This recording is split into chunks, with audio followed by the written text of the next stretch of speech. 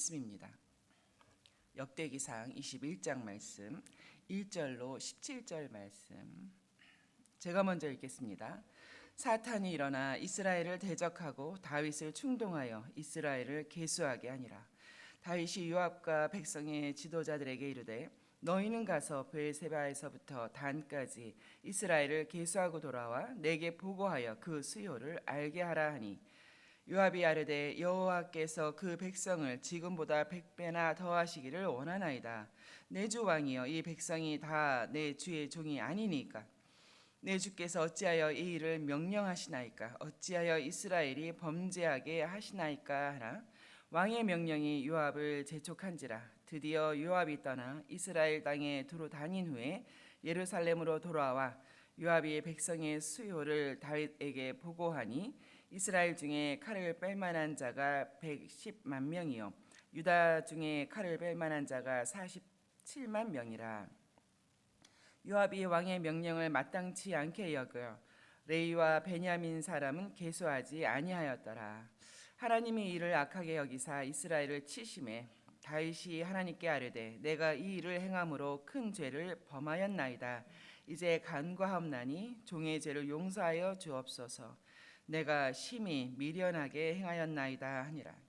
여호와께서 다윗의 선견자 갓에게 말씀하여 이르시되 가서 다윗에게 말하여 이르기를 여호와의 말씀이 내게 세 가지를 내어 놓으리니 그 중에서 하나를 내가 택하라.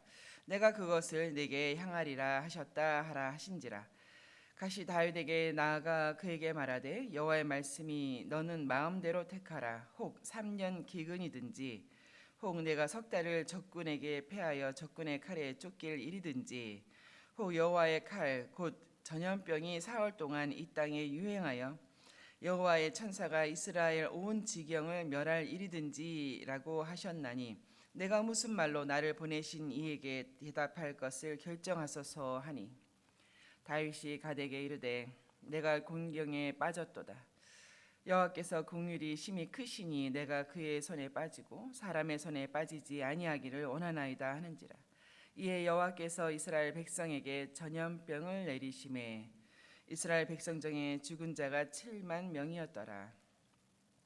하나님이 예루살렘을 멸하려 천사를 보내셨더니 천사가 멸하려 할 때에 여호와께서 보시고 이 재앙 내림을 뉘우치사 멸하는 천사에게 이르시되 족하다. 이제는 네 손을 거두라 하시니, 그때에 여호와의 천사가 여부스 사람 오르난의 타작 마당 곁에 선지라.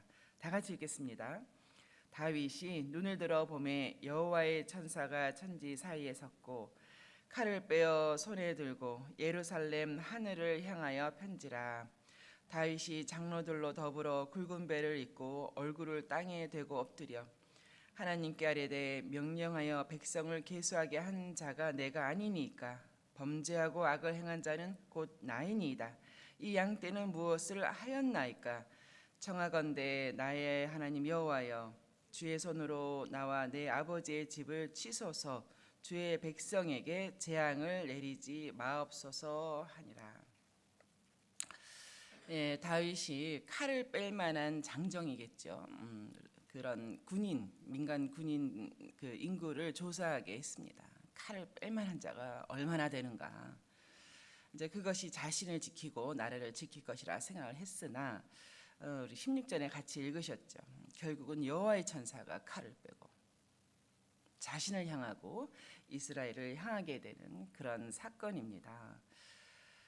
이 인구조사는 자신은 물론이거니와 이스라엘로 하여금 죄를 짓도록 한 다윗 왕이 되었습니다. 우리 어제 본문과 관련해서 사무엘하에서는 밧세바와의 간음죄죠. 그리고 우리아를 살인하게 되는 그 살인죄로 말미암아 아들을 잃고 또 그의 집에 칼이 끊이지 않게 되었는데요. 이번 인구조사는 정말로 정말로 다윗이 이렇게 하나님의 마음을 하나님을 배역하며 다른 것을 의지하게 되는 이런 사건이 있을 수 있겠는가 또 한번 놀라게 되는 그런 사건입니다. 요압 장군의 말처럼 하나님을 의지하지 아니하고 군력이죠. 군사력을 의지한 다윗입니다. 그러나 그렇게 괴수한 그 군사력이 자신을 지키지 못하죠. 우리도 어떤 형태로든 무엇인가를 괴수할 때가 있습니다. 그것이 나의 미래를 보장하고 우리의 무슨 안전을 지킬 것처럼 그렇게 괴수하게 됐지만 이렇게 살아보다 보면 그것이 나를 지키고 우리를 지키는 것은 아니다라는 것을 알게 됩니다. 그냥 마음만 뺏겼을 뿐이죠. 이 사건으로 말미암아서 7만 명이라고 하는 전염병 사망자가 생기고 합니다. 14절에 보니까 여호와께서 이스라엘에게 전염병을 내리심에 이스라엘 백성 중에 죽은 자가 7만 명이라. 그렇습니다. 이 전염병은 이 재앙은 우연이 아니었습니다. 하나님의 징계였습니다. 이것이 얼마나 큰 재앙인가 하면요. 당시 이스라엘 백성을 500만 명 정도로 추정하고 있습니다. 그러니 7만 명이라고 하는 사상자는 실로 엄청난 수가 아닐 수 없습니다. 그것도 하루 만에 그리 된 것입니다. 하나님께서 갓 선지자를 통해서 말씀하신 대로 3일 재앙이었다면 어림잡아도 이제 20만 명이 넘는 것이죠. 엄청난 재앙과 징계가 아닐 수가 없었습니다. 근데 하나님께서 이제 하루 만에 이렇게 스탑 이렇게 스탑 시키신 것이죠. 15절에 보니 족하다. 이제는 내 손을 거두라 하시며 그 멸하려고 섰던 천사를 멈추게 하셨습니다. 징계를 돌이키신 하나님. 이유는 하나님의 본성이 긍휼과 자비이시기 때문입니다. 긍휼이 많으신 하나님.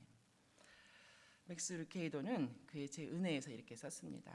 하나님이 긍휼히 여기시는 그 은혜를 내가 받기에는 나는 그간 너무 큰 죄와 잘못을 저질렀다고 생각하는가. 이런 구절, 이런 문구가 있습니다. 혹시 자신의 죄가 하나님의 은혜보다 크다고 생각하느냐는 질문인 것이죠. 그리고 이어서 그러나 하나님의 자비하심과 긍휼히 여기심, 그 은혜는 결코 모자라는 법이 없네. 그렇습니다. 하나님의 자비, 긍휼히 여기심이 징계를 돌이키게 하신 것이죠. 예레미야 애가의 3장에 보면 이런 말씀이 있습니다. 여호와의 인자와 긍휼이 무궁하심으로 우리가 진멸되지 아니함이니이다. 그렇습니다. 이렇게 긍휼이 많으신 하나님을 생각할 때에 문득 좋은 교회는 그럼 어떤 교회가 되겠는가? 어떤 교회가 좋은 교회일까? 여러분 어떻게 생각하세요? 이렇게 긍휼과 자비가 많은 교회가 아니겠는가? 또 어떤 리더십이 좋은 리더십이 되겠는가? 뭐 사랑이 많은 거죠. 긍휼히 여기는 사랑, 자비한 사랑이 많은 그런 리더십이 좋은 리더십일 것이라는 생각을 했습니다. 가정도 마찬가지일 거고 한 개인도 마찬가지입니다. 어떤 사람이 좋은 사람인가? 요즘 스펙 얘기 많이 하는데요. 좋은 사람, 긍휼이 많고 자비가 많은 사람, 하나님의 성품을 닮은 사람입니다. 하버드 대학교 한 학생의 이런 일화가 있습니다. 그 학생이 대학교 재학 시절 중에 그 아프리카에서 사역하는 슈바이처 박사를 만나서 내가 가르침을 받고 내 인생을 계속 가리라 하는 마음에 그곳을 찾아갔다고 합니다. 그런데 이 박사님이 자신을 환영해 주기는커녕 뭐 만날 수도 없었고 또 만나줄 그런 생각도 하지 않는다는 것을 알았습니다. 몹시 실망해서 귀국을 준비하고 있을 때 큰 비가 쏟아져서 마을 전체가 온통 이제 물에 잠기게 되었는데요. 그때 한센병을 앓는 한 아이가 물에 빠진 것을 보고 이 하버드 대학 학생이 뛰어들어가 그를 구해주었다고 합니다.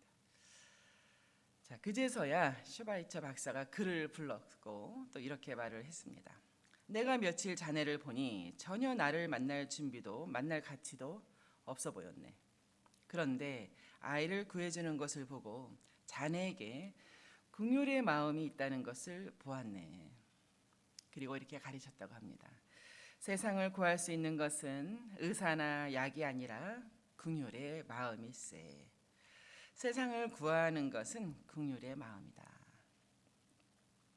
뭐 세상만이 아니죠. 내 자녀를 혹시 곁길로 간 데서 구해내는 것은 긍휼의 마음이다.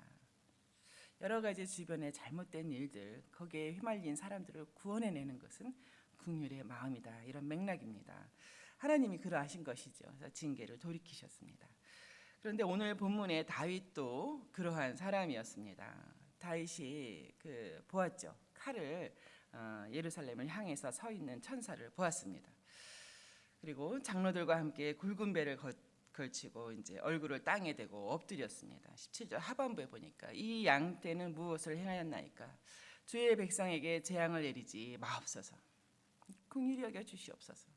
차라리 주의 손으로 나와 내 아버지의 집을 치소서. 심각한 자신의 죄를 깨닫고 회개하는 다윗입니다. 이번에 좋은 책을 알게 되었습니다. 책의 제목은 리더의 눈물이라고 제목이 붙여졌습니다. 그 책의 첫 단원이 리더, 하나님 앞에서 울다. 이제 그 책에 여러 예들이 나와 있으나 오늘 본문의 다윗이야말로 하나님 앞에서 우는 리더, 왕이었습니다. 이 양떼는 무엇을 행하였나이까? 내가 주의 백성에게 재앙을 내리지 마옵소서. 차라리 주의 손으로 나와 내 아버지의 집을 치소서. 눈물로 회개하며 주님 앞에 나아가서 자신을 굴복시키는 다윗입니다. 주여 자복하며 나갑니다. 주여 항복하고 나갑니다. 내가 죄인입니다. 내가 심히 미련하게 행하였나이다. 영어로는 자복하다, I surrender 라는 말인데요. 이런 찬양곡이 있습니다. 바누아투에 있는 교회들을 다녀보면 이 찬양을 정말 오랫동안 많이 부릅니다. I surrender. All to Jesus I surrender. I surrender. 제가 자복하고 나옵니다. 라는 이제 찬양곡입니다. 다윗이 그렇게 회개를 한 것이죠. 다윗의 회개를 보면은 이렇게 회개 기도가 그 참회하는 심령은 이렇게 회개하는구나를 알 수 있는데요. 무엇보다도 먼저 자신의 죄의 심각성을 깨달았습니다. 이것이 무슨 어떤 정치적인 좋은 어떤 그런 수완이 아니라 이것이 죄였구나. 이것은 죄구나라고 깨달았죠. 8절에 내가 이 일을 행함으로 큰 죄를 범하였나이다. 심히 미련하게 행하였나이다. 그리고 자신의 죄를 인정하며 고백했습니다. 17절에 이스라엘을 계수하도록 명령하니가 나이니이다. 범죄하고 악을 행한 자는 곧 나이니이다. 라고 자백했습니다. 그리고 세 번째, 자신의 죄와 허물로 인해서 그 때문에 고난받은 자들을 위하여서 간구했습니다. 이렇게 여러 사람들을 만나보면 다른 사람의 허물과 또 다른 사람의 일그러진 성품일 수도 있겠는데요. 다른 사람의 잘못함으로 인하여서 자신이 고통받는다는 그런 이야기들을 많이 하게 되어서 마음이 상하고 괴롭고 정말 벗어나고 싶은 생각뿐이다라는 말을 많이 듣게 됩니다. 그런데요, 같은 사람이잖아요. 반대 경우가 있는 거거든요. 나의 잘못됨으로 인해서 나의 허물, 또 내가 심히 미련하게 행함으로 말미암아서 고통받는 특히 내 주변 사람들이 있는 것이거든요. 다윗의 오늘의 이 회개 기도를 보면서 정말 깨달아야 된다. 어쩌면 그간의 모든 삶, 내가 이렇게 살아올 수 있는 것은 내 주변 사람들이 수도 없이 나를 용서했기 때문이다. 나를 받아주었기 때문이다. 나의 죄와 허물로 인하여서 고통당했을 저들인데 그들이 나를 인내하고 참아주고 용서했구나. 이것을 깨달아야 될 것 같습니다.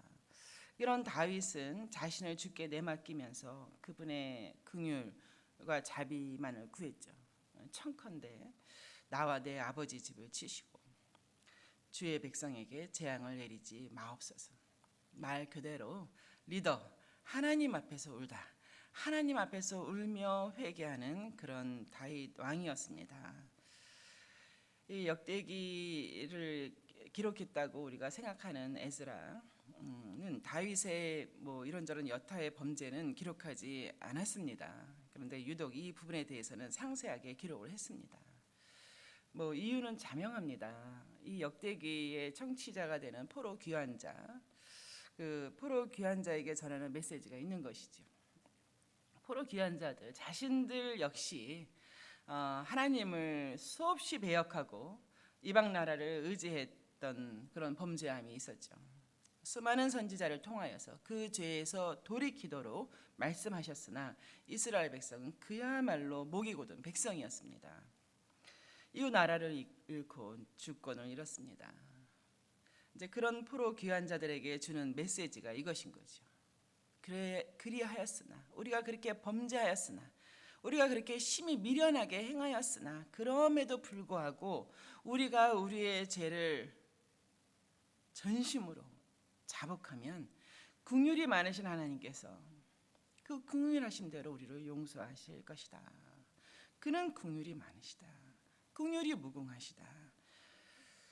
절망하고 낙심한 포로 귀한 자들에게 이러한 하나님을 전하고 깨우치며 그러니 다른 길로 가지 말고 믿음 저버리고 다른 신을 섬기겠다 하지 말고 하나님께로 돌아가자. 하나님께로 전심으로 돌아가자. 우리의 이런저런 죄들, 사건들을 회개하는 것을 넘어서서 나 자신을 회개하며 주께로 가자. 우리 자신을 회개하자. 이렇게 외치는 역대기 기자의 메시지가 담겨 있는 것입니다. 여러분 지금은 어떤 세상입니까? 뉴질랜드는 어떻습니까? 죄가 많은 세상입니다. 죄가 범람하는 세상이고 뉴질랜드입니다. 한참 다른 길로 빗나가서 하나님 뜻에서 벗어난 세상입니다. 참 뉴질랜드 이렇게 생각을 해보면 30년 정도 이렇게 세상 길로 갈 수가 있겠는가? 참 믿어지지 않을 그런 변화입니다. 우리가 모르는 사이 많은 정책들, 하나님의 법에 어긋나는 정책들이 많이 세워지고 있습니다. 문화들이 형성되고 있고 세상 문화가 주도하고 있습니다. 한 세대만이 이게 30년이 한 세대 아닙니까? 야, 한 세대 만에 이렇게 하나님을 저버리고 세상 길로 갈 수가 있는 것이구나. 죄가 범람하는 이 시대입니다. 그러면 이런 시대가 교회에게 요청하는 것은 무엇인가? 무엇이겠는가? 이 시대가 교회에게 요청하는 것은 다른 것 없습니다.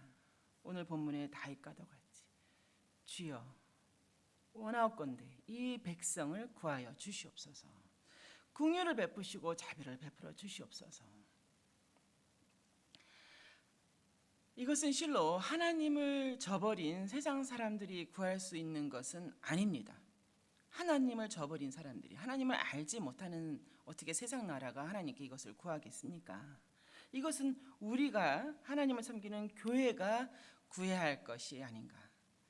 얼굴을 땅에 대고 간구할 수 있는 것은 교회이지 세상이 아니지 않습니까?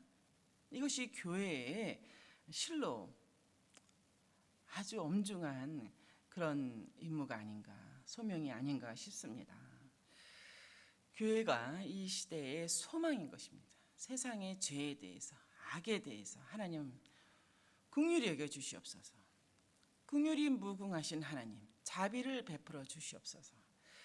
또한 이것이 우리를 뉴질랜드에 심으신 뜻이 아닐까 싶습니다. 오늘 다윗의 기도를 보면서 이런 기도가 끊이지 않는 교회, 특별히 우리 하늘의 교회가 되어야 될 것을 생각하며 또 그런 저와 여러분이 되시기를 주의 이름으로 축원합니다.